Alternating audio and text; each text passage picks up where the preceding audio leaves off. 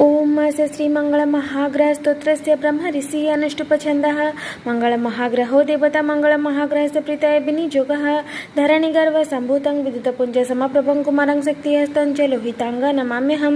रक्तमाल्यम्बरधरः खड्गशक्तिगदाधरः चतुर्भुजो मिस्सागामी वरदशधरास्तः।